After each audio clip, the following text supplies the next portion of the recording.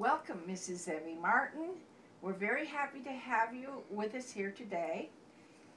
We would like to ask you a few questions today about the Hellenic culture advocacy of which you're a member.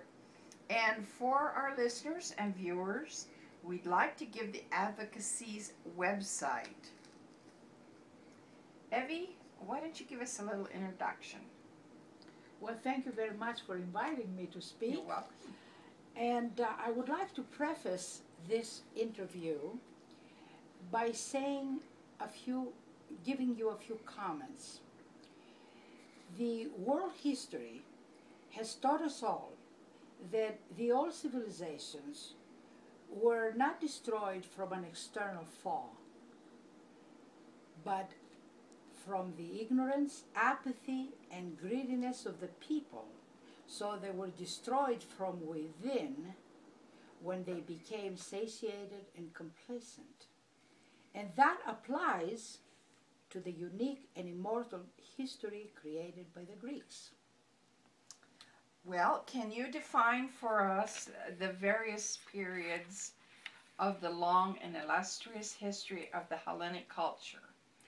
Of course, I can go into it, although this is a vast subject. Yes. And I cannot condense it in 10 and 15 minutes, but I will give you a quick summary of what I think should be told for the viewers and our listeners.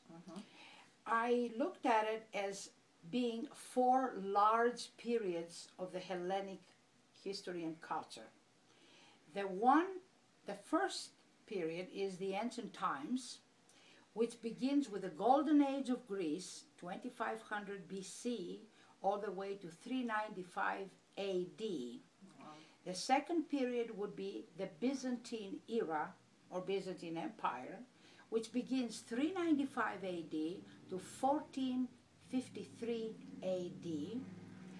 The third period is what I call, or us the Greeks call, the Dark Ages of Greece, which begin in 1453 all the way to 1821, that marks the Greek Revolution. And then the fourth and last is the modern times, 1821 all the way to present. Wonderful. So these are the 4 periods that I can elaborate on. Can you tell us a little about the ancient times, about the great philosophers, architects, mathematicians, legislators, warriors, and all that wonderful history that is related? Yes, we can go into that briefly. The immortal and unique history, as you called it, created by the Greek philosophers, mathematicians, architects, legislators, warriors, generals, and all these fantastic people, with their pioneer, avant-gardist, and unprecedented genius, stands as a world beacon, I will say, just like the Olympic flame that lives on. It is the cradle of the Western civilization, and that is an undoubted fact. And it will always live in the souls and the hearts of the human beings. There is where democracy was created, and when I say democracy, this is a Greek word, a composite of 2 words, demos, which means city, and kratia, demokratia, which means the rulers of the city, those who rule the city. And the other is the fantastic Olympic Games that are still celebrated today.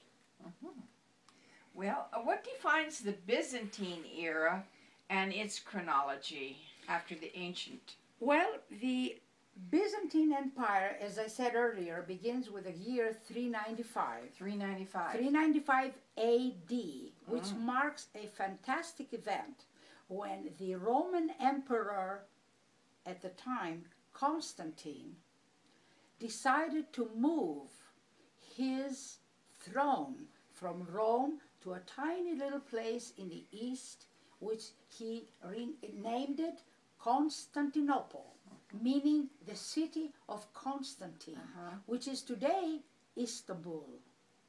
Now, that is a great event because that marks a new era for the Greek civilization and it connects with the ancient times, and that is what we call the Byzantine era, the Byzantine Empire, which is lasted from 395 to 1453, over 1,000 years, and created wonderful things, such as the Byzantine music, which is the foundation of the Orthodox Church, the chanting we do in the Orthodox Church, and many, many other things. Poetry, art, wonderful things. Yeah. So that is that era. It's kind of interesting for those who aren't aware of the Greek culture, like Americans and so, that Constantine was not a Christian. No. Why don't you expound on that? But I can expound on this. Constantine, being a Roman emperor and a warrior of his time, a great warrior, he never paid attention to religion.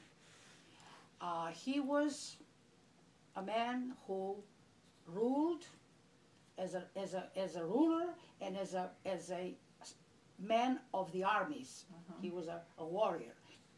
His mother was a closeted Christian who had taught her son not openly the Christian religion, but she taught him according to Christian values. So at the end of his life, Constantine actually became a Christian on his deathbed. And he was also one well known for stopping the persecution of the Christians in the arena in Rome. So he acted as a Christian all his life, but he wasn't officially a Christian until the end of his life. So that is a fantastic era, which lasted over 1,000 years to the year 1453, where the Ottoman Empire stopped because we have another event. Yes, and what happened in 1453 that caused the fall of the Byzantine Empire? In 1453, we have the rise of the Ottoman Empire, which is, again, a very strong attempt of the Muslim world to take over the world of the time, which was Europe, mostly the European countries. So they came over, they conquered Greece, and they went all the way to the doors of Vienna in Austria. And that lasted from all the way from 1453 to 1821. So Greece was under the Ottoman Empire occupation for 400 years. Oh my gosh. So the only thing that the Greeks were able to sustain and maintain for themselves was the language they kept and the religion they kept, and under extremely difficult circumstances, because they were persecuted by the Muslims, they were tortured, they were killed, and it was a massacre. Oh my. Okay, when did the modern Olympics take place, and where? Because they had a part to play. Well, the last period I spoke about before was the rise of the Greeks, as we call the Greek Revolution, which took place in 1821. And this marks the time of modern Greece now. The Greeks rose against the Muslims, against the Turks, and they were able, with the help of many wealthy people from the outside, Greeks that lived in Egypt, in Russia, in Europe, in Germany, in London, in England, in France, they combined their efforts and helped the Greek cause, and they were able to rise and actually freed themselves from the Muslims. But the Olympics that you asked me about took place in 1896. And it was a fantastic event because it brought Greece back to the form.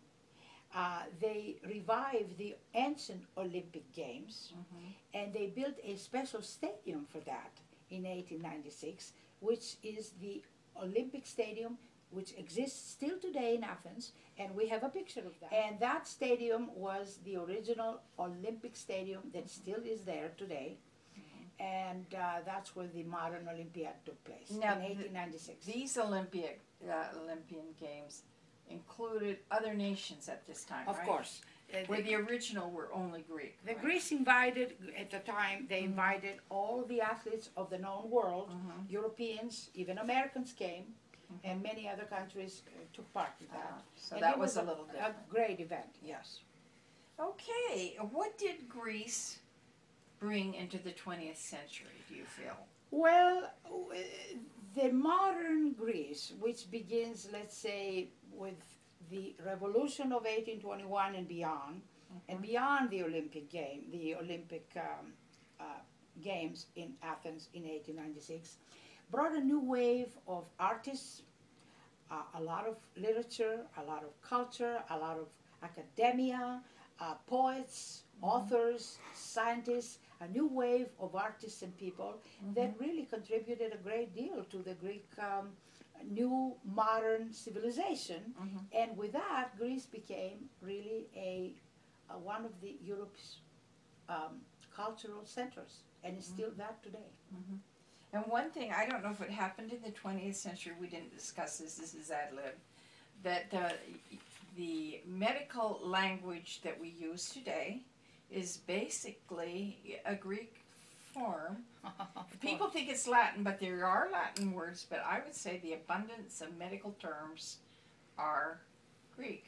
Not only in the medical field, Mr. Witt, but the abundance of Greek words are fantastically embedded in many languages, not only the English, the English alone contains 29,000 Greek words. It's enough to make a language of itself. But the German language, the French, the Spanish, all the European languages have Greek words embedded in their vocabulary. Isn't so that interesting? we're very proud to know that the Greek yes, language is a foundation. is a foundation of many other languages. Isn't that something? Well, we thank you today very much for this enlightening discussion. It's been very informative to know about the Hellenic culture, and we encourage our listeners and viewers to check out the Hellenic Culture Advocacy. They have a website, and it's a wonderful website. We have writers and history on there, and here is the website for you to look up. And we would like to thank our videographer, Jake. And we hope you'll come back, Mrs. Martyn. Thank you very much. And as a final thought, I'd like to interject one more thing, that in the short period that we are on the air as an advocacy, because we began actually our operations in January of 2012. I know. It's we have more than 2,500 readers already, and we have spread our wings internationally. Wonderful. Because we have a group of people not only in the United States that support us, but we have Europeans that are supporting us. So we hope to sustain this organization. And we need more enthusiastic advocates. Thank you very much.